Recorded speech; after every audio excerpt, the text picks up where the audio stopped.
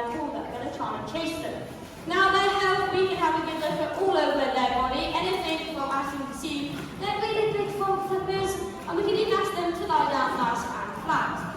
Yes, lying down nice and flat doesn't look that impressive, but it means we can do blood withdrawals and eye drops, and it's all on her terms.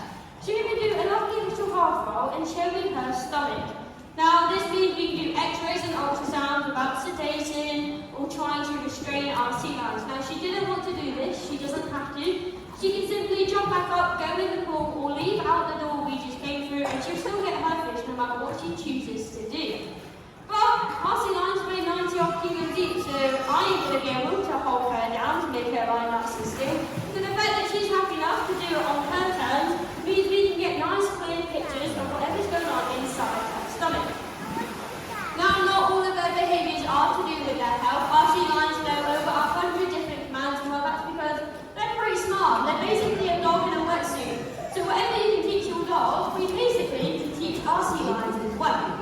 Now it is all done with hand signals or body signals, so a point with his hand means to say yes, and a point with his hand means to stick their tongue out. So to you guys it might look like the same commands, but each one is a little bit different from the one beforehand.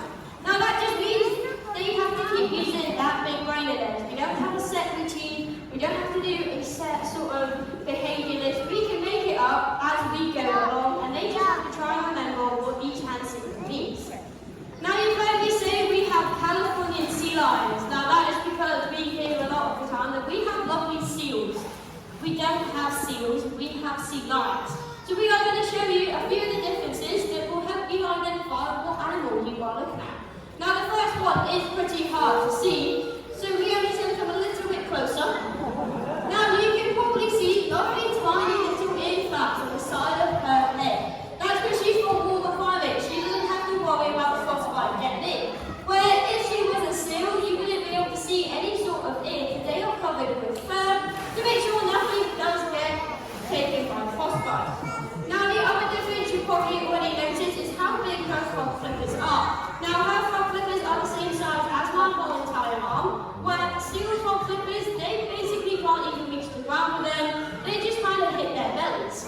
Where sea lions, they have them big ones to help push them along. Now with their rear flippers, they can also work on all four flippers, just like your Dolphin or cat does at home, and they can actually outrun humans. Where seals, that's not the case, they just have their rear flippers.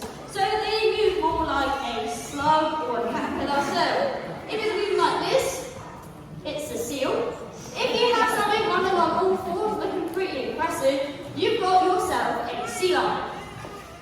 Now the other difference is how they move in water. Well, sea lions have all of their flippers to help them, where seals only still have their rear flippers, which are just at the back of them.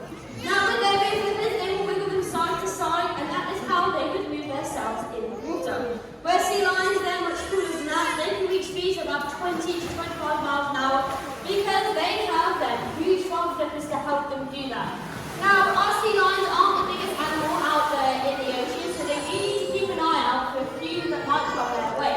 Now, a few that might come their way are sharks, walkers, also known as killer whales.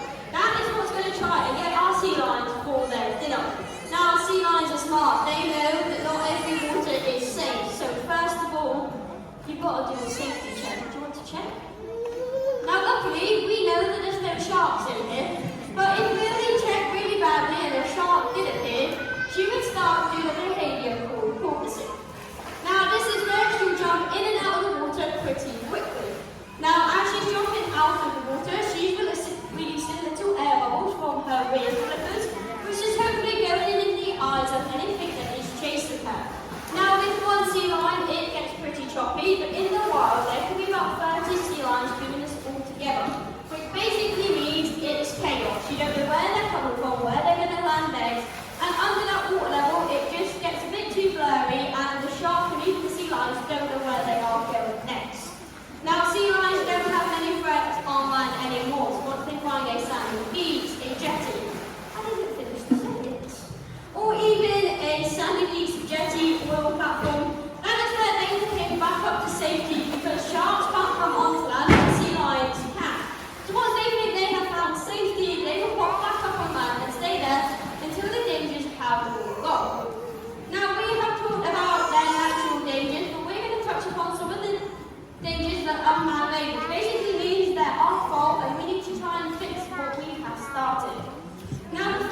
we're going to talk about is plastic.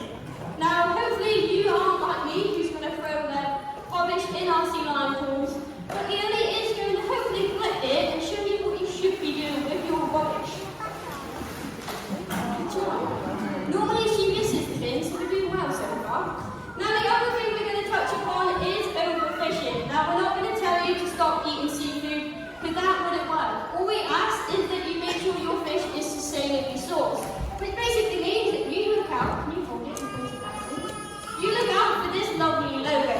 Now this logo basically tells you your fish is sustainably sourced, and you aren't taking it away from our marine life that need it the most. Now sea lions, they like to stay near the beaches, they know. So if you look out for this logo, it means hopefully they don't need to bump into any of the dangerous sharks that are going to be coming their way. Now talking about fish, we give our sea lions a mixture of fish. They get anything from herrings to sprat to mackerel, and that just makes sure their diet is a bit more varied. Now in the wild, they will eat anything that comes their way. Now they have the same bite power as a grizzly bear, so there is a lot of power in that jaw, but they actually swallow their food whole.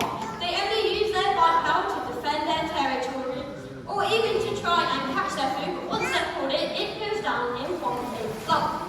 So that could be anything from seabirds, which are seagulls, penguins, but it could also be smaller fish, crustaceans, shellfish, anything they can find, they're going to give it a good job at trying to eat it. Now I think Leonie has done a pretty good job in here telling you all the differences between sea lions and seals. Can you wait there a second? Thank you. Hopefully we're going to end on a lovely ball job.